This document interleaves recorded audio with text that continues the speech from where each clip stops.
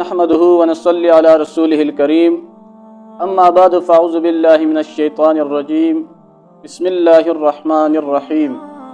ومن يوق شح نفسه فأولئك هم المفلحون صدق اللہ العظیم۔ میرے محترم ساتھیو، ہمارے آج کے درس کا موضوع ہے جود و سخا اور مہمان نوازی۔ جس طرح آپ لوگوں کو معلوم ہے کہ ہمارے دروس کا سلسلہ وہ معاشرے کی برائیوں پر چل رہا ہے، حالانکہ یہ موضوع یہ تو برائیاں نہیں بلکہ نیکیاں ہیں۔ تو یہ ہم کیوں لائے؟ ہم نے گزرے ہوئے درسوں میں یہ بات کی تھی کہ دنیا کی محبت کی وجہ سے انسان کے دل میں مختلف قسم کی روحانی بیماریاں پیدا ہو جاتی ہے۔ تو ان میں سے ایک ہم نے پڑھا کہ حرص و طمع ہے، اور دوسری بخل ہے جو کہ ہم نے پڑھی، اور تیسری وہ جود و سخا اور مہمان نوازی نہ کرنا ہے، یعنی سخاوت نہ کرنا اور مہمان نوازی سے بھاگنا، یہ بھی برائی ہے۔ وہ اس لیے کہ اسلام سخاوت اور مہمان نوازی کی ترغیب دیتا ہے، اور سخاوت نہ کرنا اور اسی طرح مہمان نوازی سے بھاگنا یہ اسلامی تعلیمات کے خلاف ہے۔ سخاوت اللہ تعالیٰ کو نہایت پسندیدہ صفت ہے۔ اللہ تعالیٰ قرآن مجید میں فرماتے ہیں وَمَن يُوقَ شُحَّ نَفْسِهِ، کہ جو لوگ اپنی طبیعت کے بخل سے محفوظ ہو جائیں، جو لوگ اپنی دل کی تنگی سے محفوظ ہو جائیں یا بچا لیے جائیں، فَأُولَئِكَ هُمُ الْمُفْلِحُونَ، تو یہی لوگ ہیں جو فلاح پانے والے ہیں۔ شعب الایمان کی ایک روایت ہے، اس میں آپ صلی اللہ علیہ وسلم فرماتے ہیں خلقان یحبہم اللہ وخلقان یبغضہم اللہ،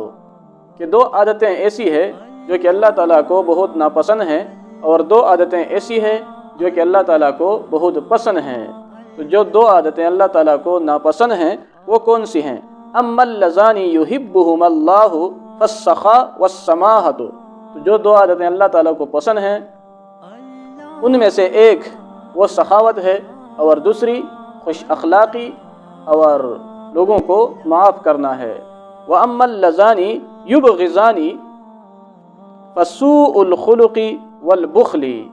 اور جو دو عادتیں اللہ تعالیٰ کو ناپسند ہیں ان میں سے ایک بد اخلاقی اور دوسرا بخل ہے۔ فَإِذَا أَرَادَ اللَّهُ بِعَبْدٍ خَيْرًا اسْتَعْمَلَهُ عَلَى قَضَاءِ حَوَائِجِ النَّاسِ،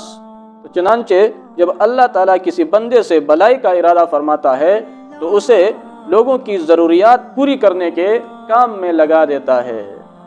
حضرت حسن بصری رحمۃ اللہ علیہ سے ایک روایت مروی ہے، اس میں ہے کہ آپ صلی اللہ علیہ وسلم نے فرمایا ہے کہ ان بدلاء امتی لم يدخلوا الجنة بکثرت صلاتهم، کہ آپ صلی اللہ علیہ وسلم فرماتے ہیں کہ میری امت کے ابدال، میری امت کے نیک لوگ، وہ اپنے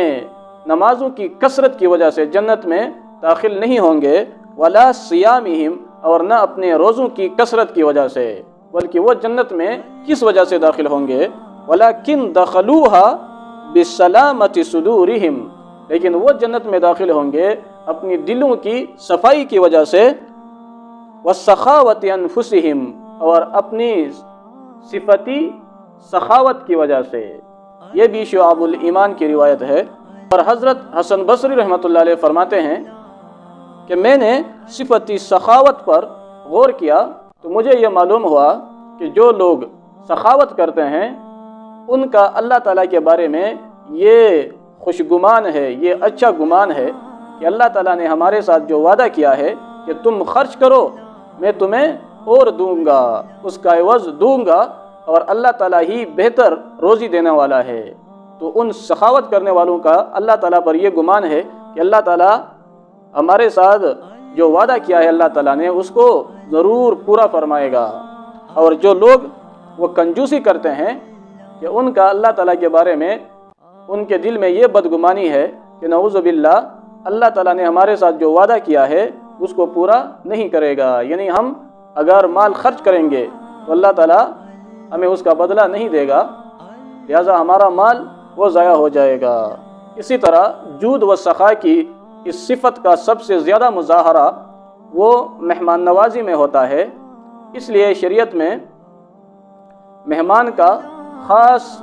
اکرام اور احترام کی تاکید کی گئی ہے اور اس کے ساتھ اچھا برتاؤ کرنے کی تلقین کی گئی ہے۔ بخاری و مسلم کی روایت ہے، آپ صلی اللہ علیہ وسلم فرماتے ہیں، من کان یؤمن باللہ، جو بھی اللہ تعالیٰ پر ایمان رکھتا ہو، والیوم الآخر، اور آخرت کے دن پر یقین رکھتا ہو، تو اس کو چاہیے کہ فلیکرم ضیفہ، تو اس کو چاہیے کہ اپنے مہمان کا اکرام کرے۔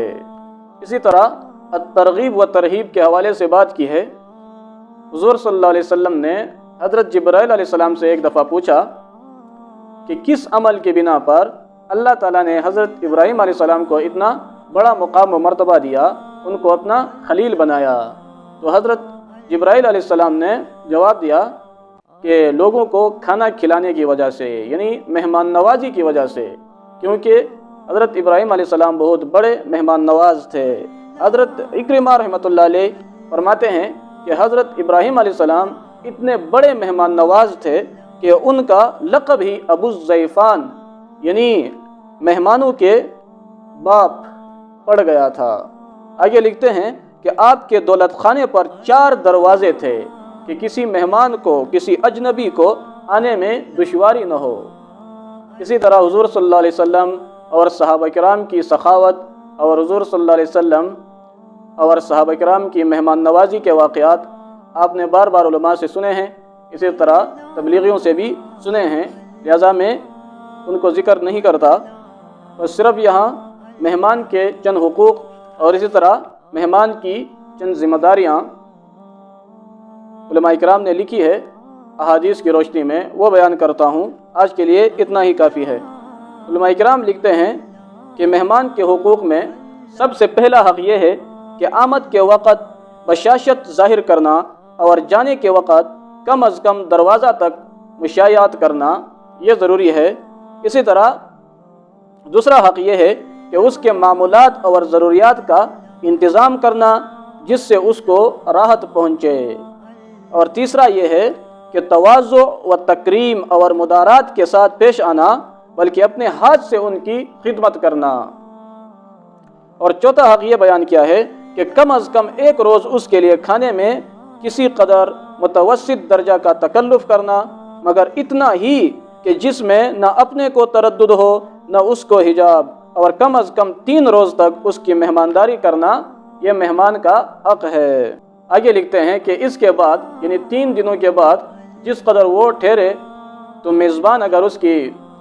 مہمان نوازی کرے گا تو یہ اس پر احسان ہوگا، کیونکہ 3 دنوں کے بعد اس کی مہمان نوازی کا حق نہیں ہے، لہذا یہ اس پر احسان ہوگا اور اس میزبان کے لیے صدقہ شمار ہوگا۔ لکھتے ہیں کہ مہمان کے لیے بھی ضروری ہے کہ وہ 3 دن سے زیادہ بغیر کسی ضرورت کے نہ ٹھہرے تاکہ میزبان کو تکلیف نہ پہنچے۔ اسی طرح مہمان کی ذمہ داری کے بارے میں لکھتے ہیں کہ مہمان کی پہلی ذمہ داری تو یہ ہے کہ میزبان کو اپنی آمد کی اطلاع پہلے سے دے دی جائے، اور اگر کسی وجہ سے پروگرام ملتوی ہو جائے تو اس کی بھی اطلاع ضروری ہے۔ تیسری ذمہ داری یہ لکھی ہے کہ اگر کم مرچ یا پرہیزی